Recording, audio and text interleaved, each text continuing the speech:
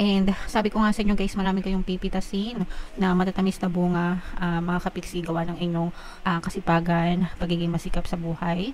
Meron tayong presence ng fire sign, Aries, Leo, Sagittarius. For some of you, maaaring may fire element kayo sa inyong natal chart, or you may be dealing with another fire sign. Yung iba sa inyo guys, nagsisimula ng bagong negosyo, no?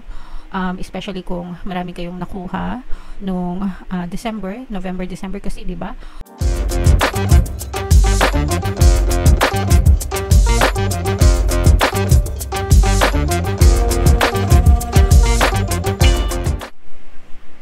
Hello guys, hello Capricorn, welcome back to Pinoy Pixie Tarot. Ang pamagat ng episode natin for tonight is Full Moon Kapalaran. Para ngayong January to February para sa Capricorn, Sun, Moon, Rising, Sign, and Venus. Yung full moon natin ngayong January guys ay sa January 13. Tapos yung next na full moon naman natin ay sa February 12 mga kapiksi. So, ang reading na to ay para sa period na yan.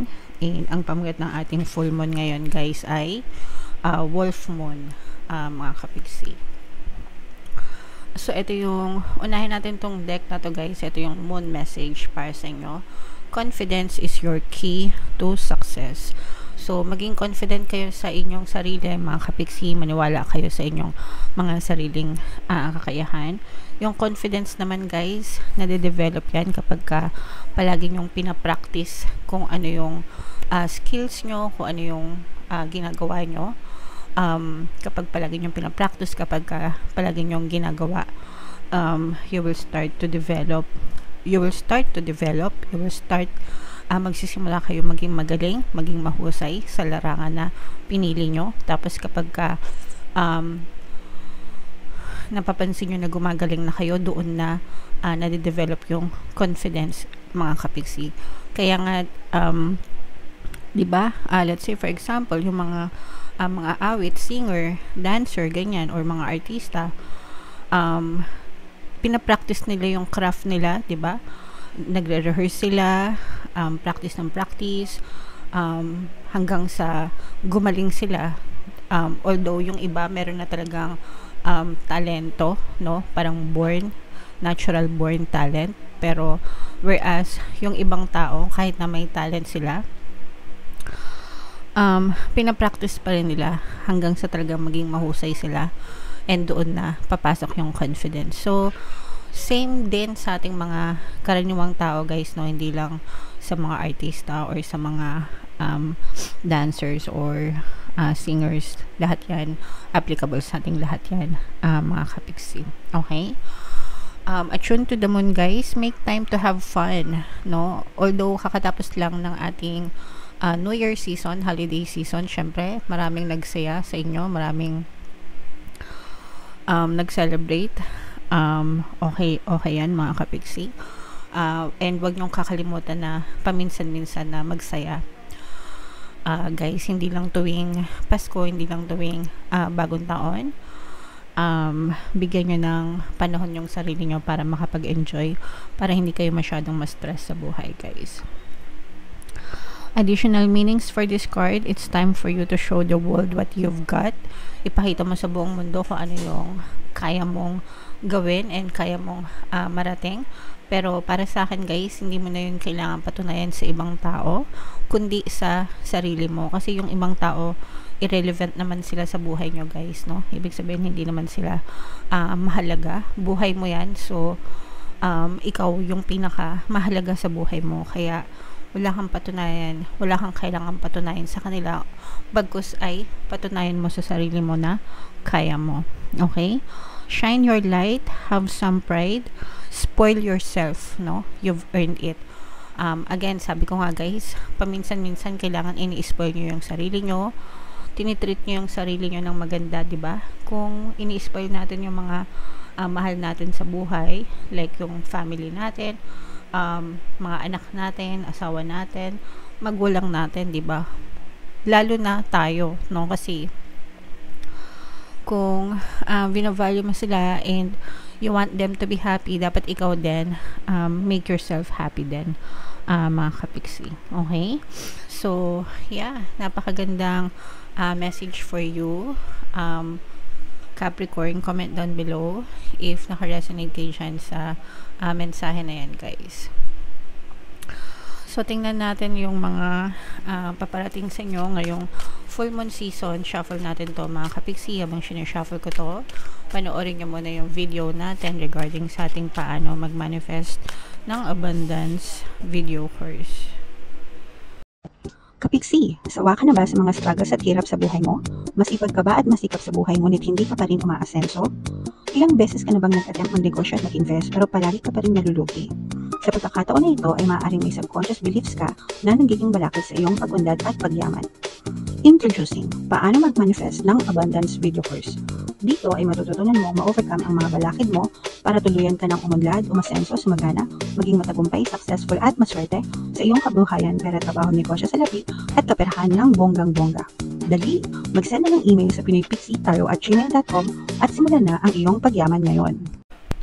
Alright, so sa lahat ng gusto mag-avail ng course, guys, yung promo natin ngayong New Year's promo, magbibigay tayo ng 10% discount sa lahat na mag-avail ng course, guys, kaya mag-avail na kayo. And meron din tayong bagong course, paano mawala ang third party at magkaroon ng harmonious na relationship. 10% discount din yan, guys, until January 31, kaya mag-avail na kayo, mga kapiksi. Wow, grabe, sobrang ganda nito. Guys, marami kayong pipitasin na matatamis na bunga, no? Capricorn, kayo ay represent ng King of Pens. Ito yung ating moon energy, mga kapiksi. And sabi ko nga sa inyo, guys, marami kayong pipitasin na matatamis na bunga, mga kapiksi, gawa ng inyong kasipagan, pagiging masikap sa buhay. Meron tayong presence ng fire sign, Aries, Leo, Sagittarius. For some of you, maaaring may fire element kayo sa inyong natal chart, or you may be dealing with another fire sign. Yung iba sa inyo, guys, nagsisimula ng bagong negosyo, no? Especially kung marami kayong nakuha nung November, December, kasi di ba? Usually sa mga empleyado nagbibigay ng mga ng bonus, no? 13th month, ganyan. So, yung iba sa inyo, parang feeling ko ginagamit nyo yung mga naipon yung bonus, ganyan, para ipang negosyo, ipang business. And magsisimula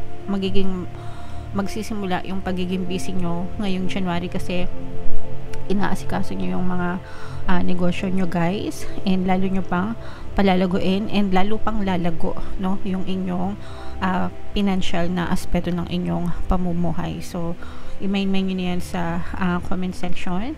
Main paglago ng kaperahan, main bagong negosyo, bagong pagkakakitaan.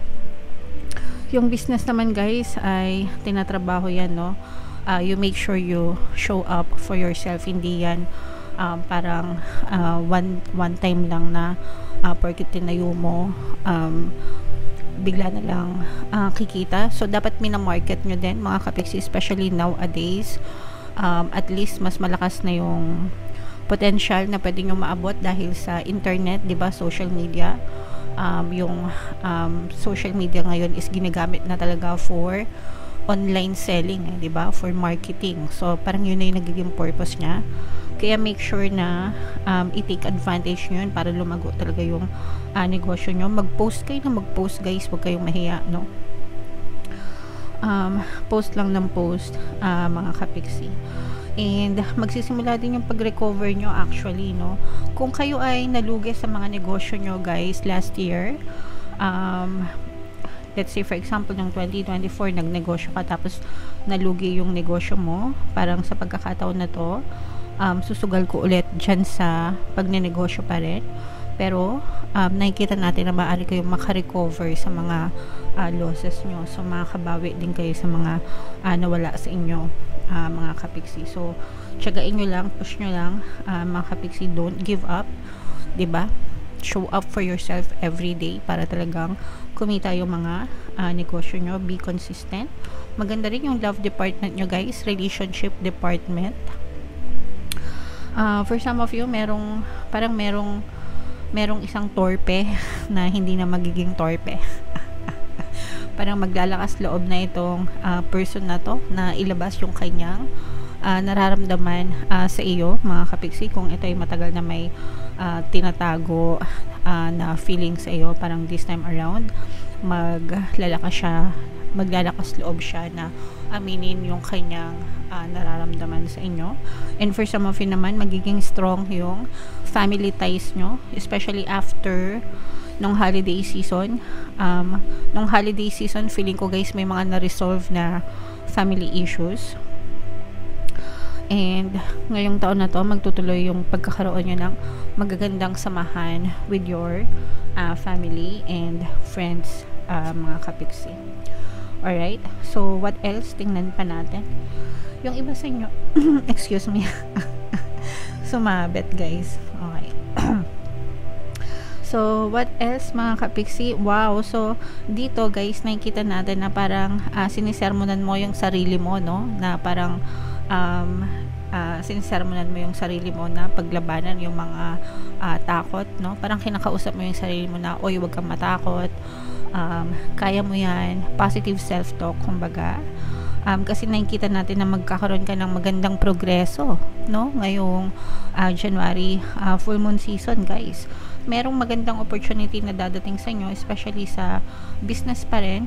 Although hindi naman lahat negosyo mga kapiksi, pero itong parang additional source of income, additional na mapagkakakitaan, and parang magdadala ito ng positibong enerhiya sa inyo para mas lalo kayo magpursige sa buhay, mga kapiksi. Yung iba sa inyo guys, parang feeling ko, comment down below if naka-resonate kayo, kinukumpara nyo yung sarili nyo sa ibang tao, like sa ibang friends nyo or sa ibang kakilala nyo, lalo na kung nagkaroon kayo ng reunion last year. Tapos parang nakita mo yung status nila sa buhay, tapos parang ginagawa mo sila as inspiration para magsikap din kayo and ma-achieve nyo din yung status na na-achieve nila. Pero ikaw yung, kumbaga, sinasermonan mo yung sarili mo na huwag ka nang matakot, huwag ka nang mangamba. Kung nagawa nila, magagawa mo rin. Kaya mo, or kaya mo pang higitan yung na-achieve nila. Yung mga ganun. So, parang ikaw na mismo yung nagsisermon sa sarili mo na huwag ka nang puro kuda, kumilos ka na lang. And ito nga, no, sabi nga natin dito, show yourself what you can do, no? Patunayan mo sa sarili mo yung kung ano yung kaya mo, hindi patunayan sa ibang tao, kundi sa sarili mo. Okay? So this is about progress and recovery, mga kapiksi, para sa mga Capricorn. Imain-main nyo na yan, progress, recovery, and more kaperahan, more source of income para sa inyo, Capricorn. Okay? Comment down below guys if feeling nyo naka-resonate kayo dyan sa mga readings na yan. For more Capricorn readings guys, ito yung playlist nyo. Ito naman yung ating success stories ng paano mag-manifest ng abundance video course. Click here to subscribe guys, and ito yung ating mga pampaswerte subliminals. Thank you for liking, sharing, and subscribing. See you again next time. I love you all. Have a nice day. Bye-bye.